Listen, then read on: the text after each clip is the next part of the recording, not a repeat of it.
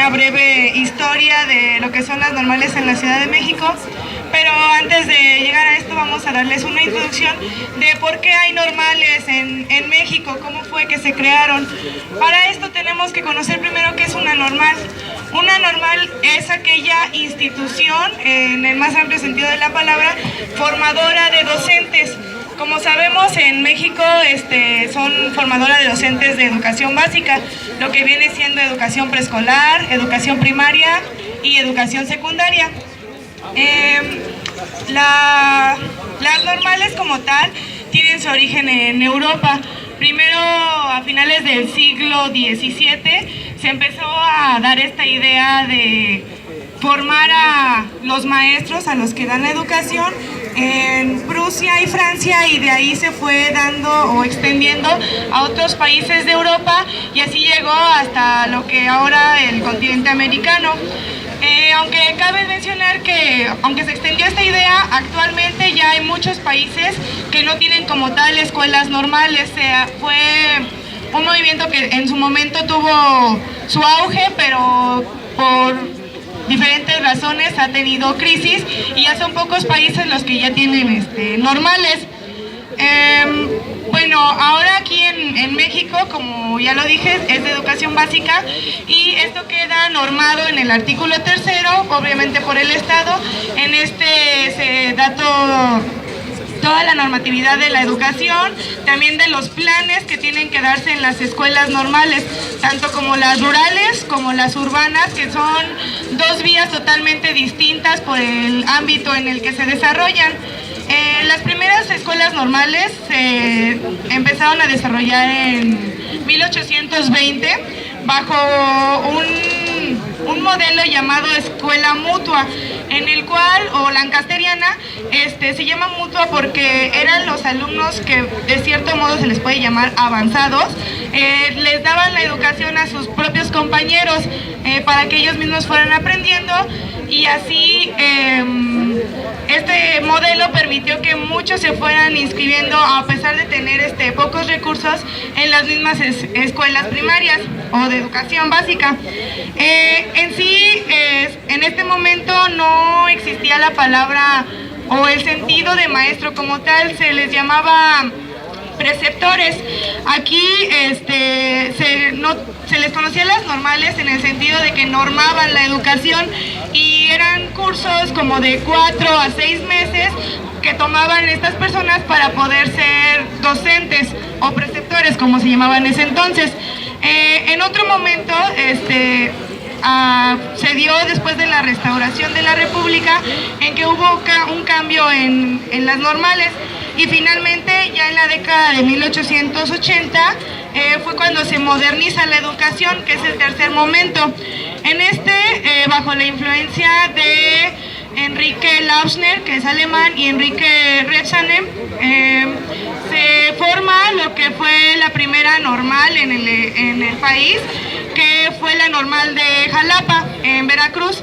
Esta se fundó en noviembre de 1886, y pocos meses después, aquí en la Ciudad de México, se funda la normal de la Ciudad de México en febrero de 1887, que ambas normales todavía se encuentran en función. La normal es la que conocemos, la Benemérita Escuela Nacional de Maestros, de la cual ahorita mis compañeros van a seguir hablando de las diferentes normales de la Ciudad de México. A partir de este momento en el que ya se forman estas normales como tal, hasta 1900 se llegan a formar 45 escuelas normales solamente en el país, y cuando se dio la Revolución Mexicana, se empezaron a formar como tal las escuelas normales rurales. ¿Estas con qué sentido?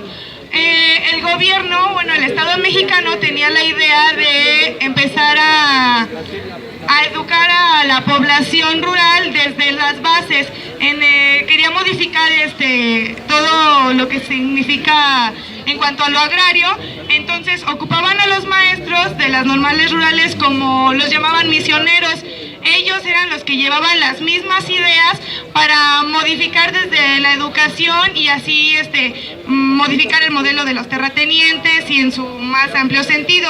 Es por eso que vemos que desde ese entonces el mismo Estado mexicano fue quien utilizó a los maestros como difusores de ideas, porque saben que obviamente los maestros tienen un gran papel a nivel social dentro de la comunidad, pero eso mismo que fue idea del Estado mexicano ahora es a lo que le juega en contra. Obviamente saben que los maestros son los que pueden modificar las ideas desde la base, al educar a los niños, al estar en contacto con la comunidad, y es por eso que se empezó esta gran campaña de desprestigio hacia los maestros. Ahora, bueno, las escuelas normales rurales tuvieron una gran admiración desde otros países por todo el movimiento, por todo su trabajo, porque los maestros rurales no tienen el mismo trabajo obviamente que aquí en la ciudad. Ellos ya implica desde enseñanzas que tienen que ver con el contexto inmediato, ya sea, no sé, con cultivo o con todo lo que tenga que ver en esa zona. Ahora enfocándonos en las normales de la Ciudad de México, en 1997, después de todas las reformas, se creó un plan de estudios en el cual ya se empezaba a contemplar también lo teórico y metodológico, pero también dándole un énfasis a la práctica docente. Este plan ya salió su última generación el año pasado porque ya se implementó la reforma que quedó el plan de estudios 2012, en el cual ya se ocupa el gran llamado enfoque por competencias. Hay una implementación del uso de las TIC y también se da la implementación de la materia de inglés. Obviamente esto lo vemos dentro de la normal a largo plazo, como que los maestros de educación primaria ya también sepan inglés para que después se ahorren también la paga del maestro de inglés y seamos nosotros quienes estemos dando más clases, obviamente por el mismo sueldo que, pues como sabemos, no es un gran privilegio como muchos dicen. Es así como se da esta breve introducción de lo que ha sido el desarrollo de las escuelas normales en México. A continuación van a pasar nuestros compañeros a hablar de cada una de las normales que se encuentran aquí en la Ciudad de México, que son 5: la Benemérita Escuela Nacional de Maestros, la Escuela de Jardín de Niños, la ESEF, Escuela de Educación Física, la Normal Superior y la Escuela de Especialización.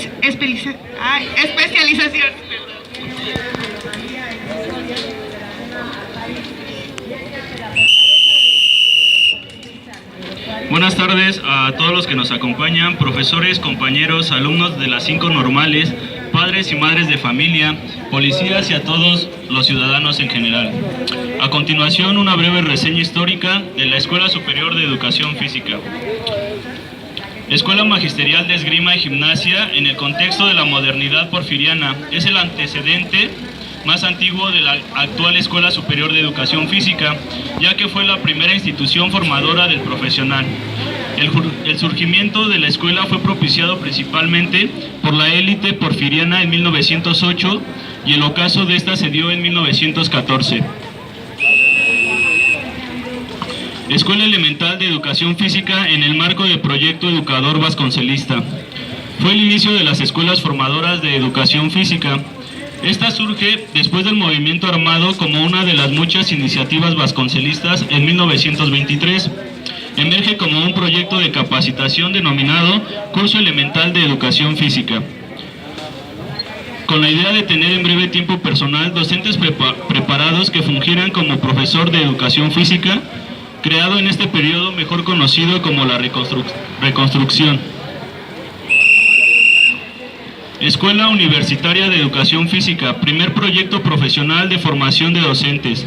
Una vez que desaparece la Escuela Elemental de Educación Física y con ello el curso del mismo nombre, surge en unos meses una nueva institución, la cual perteneció a la Universidad Nacional de México y abrió sus puertas en 1928. Tuvo una existencia un tanto efímera, ya que cerró en 1932. Escuela Normal de Educación Física, en el marco del proyecto de formación de docentes, el cardenismo.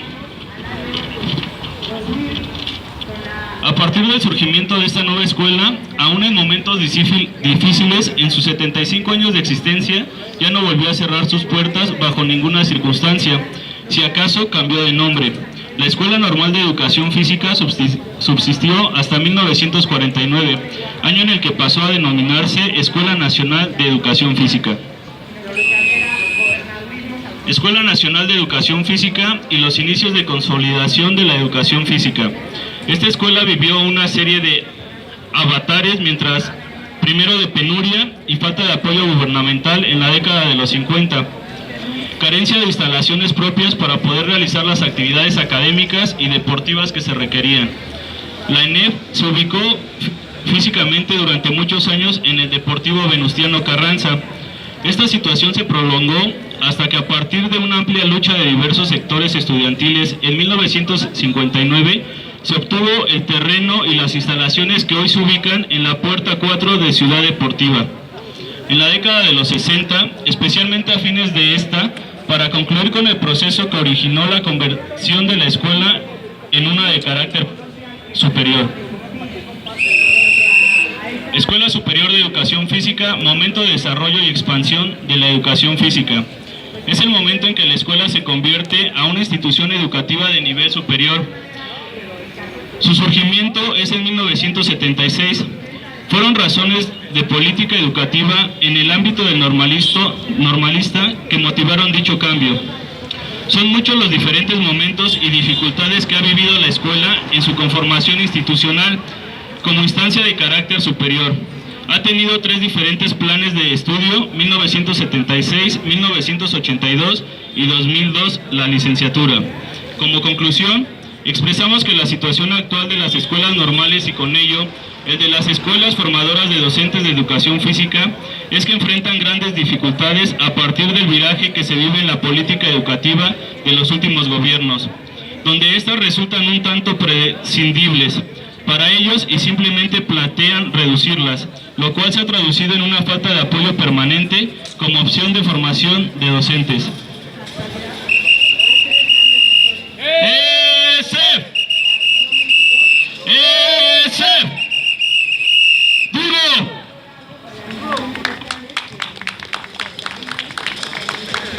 Bueno, buenas tardes. Yo vengo representando a la Benemérita Escuela Nacional de Maestros. Esta es muy conocida como la normal y la encontramos en la línea azul en la estación normal. Nació del movimiento independentista. Su objetivo fue establecer un sistema educativo que llegara a todas las clases sociales sin ninguna atadura religiosa. Esto llevó a que las leyes de reforma se estableciera la obligación del Estado de impartir educación laica y gratuita. Fue hasta 1882 cuando se logró la iniciativa por don Ignacio Manuel Altamirano ante la creación de la Escuela Normal para profesores de instrucción primaria. A partir de 1935, la Escuela Nacional de Maestros introdujo el socialismo en sus programas, en el cual en estos años estaba en campaña presidencial Cárdenas, quien había delimitado el perfil de egreso del maestro de educación socialista. El maestro revolucionario debe ser líder social, consejero, orientador. No solo debe enseñar a leer y escribir, sino mostrar también al proletariado la importancia de convivir mejor, de crear una existencia más humana y más justa, lo cual actualmente si un maestro hace eso, pues lo único que hacemos es provocarle un problema al gobierno, puesto que al nosotros crear conciencia de lo que estamos viviendo, de lo que está en la realidad, pues simplemente somos estorbos. ¿Alguien que me ayude? Bueno, en 1946 se encargó a Mariano Pani que diseñara una nueva escuela en la calzada México-Tacuba, que es donde actualmente la encontramos. Esta escuela tenía una torre de 10 pisos y a los lados unas construcciones bajas decoradas de altos relieves por el escultor Luis Ortiz Monasterio. También cuenta actualmente con un auditorio abierto y con un escenario, en el cual se muestra el mural de José Clemente Orozco, titulado Alegoría Nacional.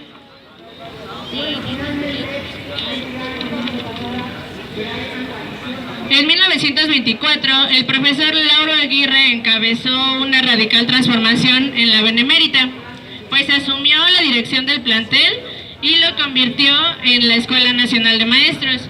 Fue hasta sus primeros años, sus primeros 100 años de vida, donde se le da el nombre de Benemérita, ya que sus generaciones distribuyen clases a lo largo del territorio nacional, y es en lo que actualmente nosotros como Benemérita Escuela Nacional de Maestros nos basamos en la educación primaria. Pues de los 6 años a los 12 para los niños es una de las importantes etapas, ya que adquieren los principales conocimientos de toda su vida.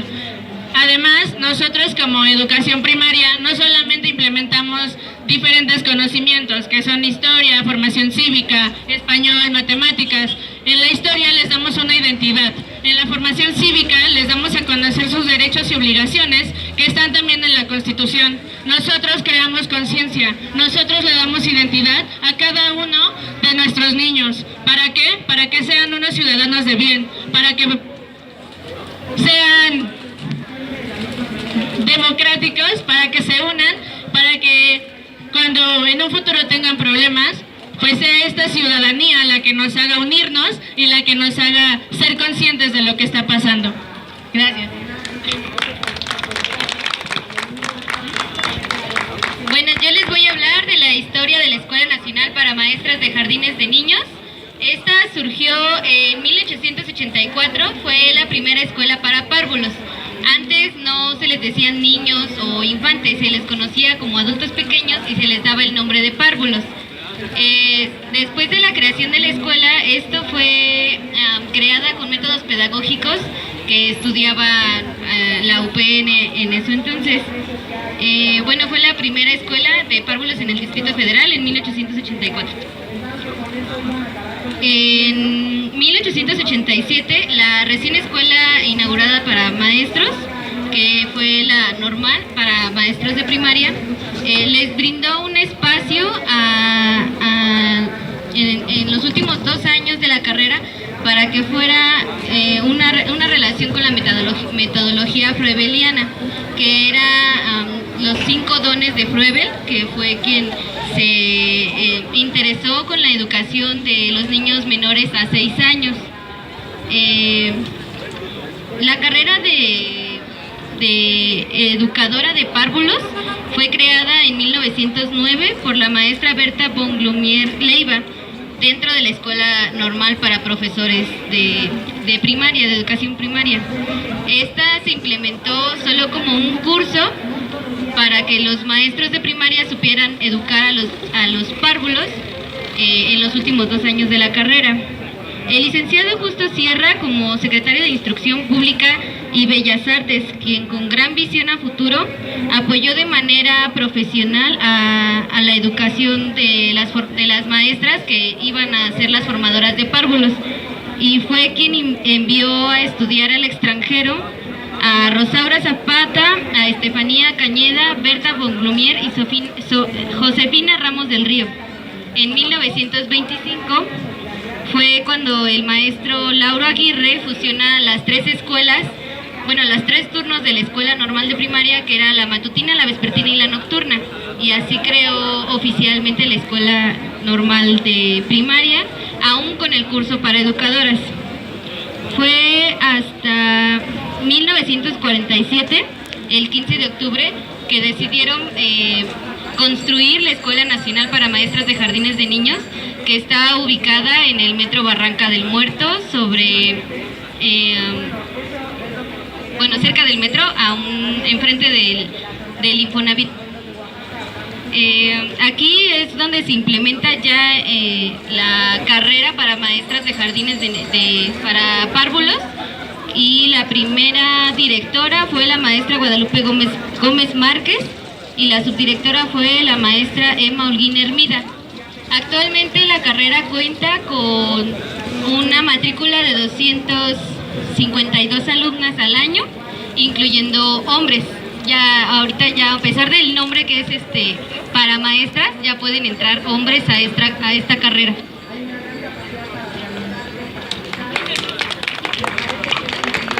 Bueno, compañeros, buenas tardes. Yo soy Aldo, soy estudiante de la Normal Superior. Les puedo comentar respecto a la Normal Superior que se está a punto de cumplir 80 años.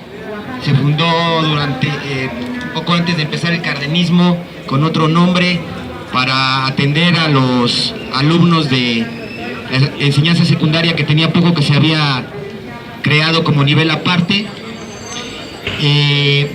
Y bueno, desde entonces es la escuela que ha venido formando a los maestros de educación secundaria antes de la descentralización para todo el país y después de la descentralización específicamente para el Distrito Federal y ahora la Ciudad de México. No me voy a referir mucho a las cuestiones históricas, es una escuela con una gran tradición de lucha como otras normales. Bueno, participó obviamente de los grandes movimientos magisteriales que se dieron en esta ciudad desde Otón Salazar hasta el 68, fue la última escuela que levantó el paro estudiantil en el 68 con dos maestros presos, el maestro Enrique Ávila y el maestro Luis González, presos políticos de aquel movimiento. Y bueno, finalmente llegó a desarrollar procesos de organización muy importantes como sede del Magisterio Democrático y Combativo en este país. En el año de 1981 se generó un gobierno elegido directamente por la comunidad normalista de la escuela, y fue un proceso que solamente pudieron derrotar con la ocupación de la Normal en el año de 1983, su desmembramiento y su posterior reapertura muy cerca del Metro del Rosario, que es donde está ahorita. La reivindicación de la recuperación del edificio de la Normal Superior histórico que está en la calle de Fresno, donde actualmente se encuentra la Dirección General de Normales, es una demanda histórica de la comunidad normalista, regresar a ese espacio que nos arrebataron. Bueno, yo solamente más bien quería referirme a una reflexión sobre cómo impacta la reforma educativa en las escuelas normales, cómo está impactando actualmente, porque a 80 años de la Normal Superior pensamos que no se puede hacer una conmemoración, una reivindicación del normalismo sin tomar en cuenta las condiciones en las que se encuentra actualmente y el brutal ataque que representa contra él esta reforma, ¿no?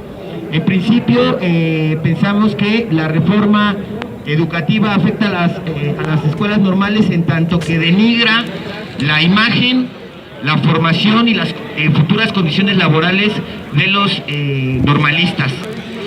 Ustedes habrán visto, ¿no? Porque no es nuevo, incluso antes de esta campaña de odio y satanización que estamos viendo en contra de los maestros, se dio también lo mismo con relación a los normalistas, ¿no? De hecho, los primeros pasos de esta reforma educativa ya por el 2006-2008, de manera más significativa, anunciados por la lideresa charra del CENTE, el Bester Gordillo, se enfocaron en la condena de las escuelas normales como nidos de guerrilleros y de subversivos. Entonces, el problema con esta campaña es que pues no fue gratuita, no fue inocua, generó el caldo de cultivo, la opinión reaccionaria que después posibilitó masacres como la de Iguala. Anteriormente, en el 2011, el 12 de diciembre, ya habían sido asesinados a mansalva dos compañeros también de Ayotzinapa en la autopista del Sol, y posteriormente pues vimos los hechos de Iguala y la desaparición de los 43, que aún siguen impunes, y por lo cual seguimos demandando la presentación con vida de nuestros compañeros. Es decir, toda esta campaña de difamaciones, de calumnias, pues ha abierto la puerta a la campaña de exterminio que se ha lanzado en contra de los estudiantes normalistas. En segundo lugar, compañeros, decía yo, la reforma afecta a las normales porque empobrece y denigra las condiciones de formación para los estudiantes normalistas. De entrada, en las normales precisamente producto de toda esta campaña se viene presentando una drástica disminución en el número de compañeros que aspiran a ingresar. Pero además, a esto hay que añadir que se imponen filtros excluyentes y discriminatorios, como es el examen de selección que aplica el Ceneval, una institución privada, producto del cual se quedan aún más compañeros que quieren ser maestros sin la posibilidad de estudiar. Esto ha provocado el vaciamiento drástico de nuestras escuelas, que desaparezcan los turnos vespertinos, que desaparezcan las especialidades y que hoy la existencia misma de las normales esté amenazada. El cobro de cuotas ilegales de inscripción y reinscripción, la exigencia de un promedio mínimo de 8 para poder entrar, son otras de estas medidas que están provocando el vaciamiento de las normales, mientras que las escuelas se mantienen totalmente abandonadas, sin lo mínimo indispensable para que podamos tener una formación integral, evidenciando toda la hipocresía de la reforma educativa que dice querer mejorar la educación, pero atenta contra estas instituciones formadoras de maestros históricamente. Y finalmente, compañeros, también afecta a las normales esta reforma porque nos niega el derecho a un futuro laboral estable y digno, al impedirnos, después de 4 años de formación especializada como maestros, poder acceder a una plaza docente dentro de la SEP, con un examen de oposición estandarizado que no toma en cuenta todos nuestros años de formación, que no toma en cuenta nuestro desempeño académico, pero que sí están utilizando para dejar a muchos de nuestros compañeros egresados de las normales fuera. En la última generación, compañeros, como cifra, debo decirles que el 25% de los egresados de la normal superior no resultó idóneo en este examen y por lo tanto tendrá que esperar un año más para poder volver a concursar, pero ahora compitiendo con miles de profesionistas egresados de otras instituciones y de otras carreras que van a poder participar en igualdad de condiciones con los normalistas en este concurso ante la falta de oportunidades de trabajo en otros sectores. Entonces, si nos tachan de lo peor por el simple hecho de querer aportar con nuestro granito de arena a la educación de las futuras generaciones, si nos ponen miles de filtros para poder entrar a las normales, y si ni siquiera tenemos garantizado el acceso al trabajo una vez que egresemos, pues es natural, es obvio que de esta manera se esté provocando la paulatina liquidación de nuestras escuelas. Pero aún así queremos, existen personas, jóvenes, estudiantes, que pensamos que el normalismo tiene una razón de ser, que no sobran maestros, sino que hace falta, porque vemos las escuelas saturadas con más de 50 alumnos, porque vemos cómo faltan maestros para muchas asignaturas, porque pensamos que los niños y los adolescentes deberían de tener la oportunidad de tener escuelas dignas, con maestros especializados suficientes para no estar hacinados y para poder tener una buena educación. Por eso pensamos que es necesario defender al normalismo, que es necesario exigir que aumente el presupuesto para las normales como parte del aumento del presupuesto educativo, exigir que se acabe con todos estos filtros excluyentes y discriminatorios, que haya acceso irrestricto para todos los jóvenes que quieran ser maestros a las escuelas normales, exigir también una plaza automática basificable para todos los egresados normalistas, para que podamos tener derecho, garantizado nuestro derecho al trabajo. Esa es la manera, yo creo, compañeros, a través de la cual se puede lograr revertir esta decadencia en la cual han sumido a nuestras escuelas, pero hoy esto pasa por estar codo a codo en la lucha de los miles de maestros que están saliendo a las calles en los estados del país y en esta ciudad para protestar en contra de la reforma educativa y luchar junto con ellos hasta echarla abajo. Bueno, eso es lo que yo tenía que decirles, compañeros. Les cedo la palabra a otra compañera. Bueno, yo vengo representando a la Escuela Normal de Especialización. La escuela fue fundada en 1943 por el presidente Ávila Camacho. Actualmente tenemos 4 áreas, atendemos a niños con discapacidad motriz, visual, auditiva y de lenguaje e intelectual. Nos van a quitar 2 áreas y solamente nos van a meter que es problemas de aprendizaje y visual, auditiva y de lenguaje. Bueno, la reforma educativa nos la va a quitar, así como discapacidad motriz. Entonces es algo que en realidad nos está afectando porque nosotros atendemos a todos los niños que pertenecen a un CAM, atendiendo sus necesidades educativas de aprendizaje. Entonces, pues, más que nada es eso. Y ya. Bueno, para finalizar nuestra participación, a continuación el taller de danza Tezcatlipoca de la Benemérita Escuela Nacional de Maestros va a tener una presentación.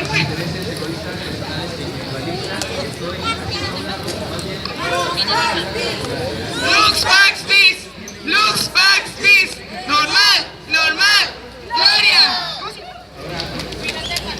Con la participación de Pinotepa.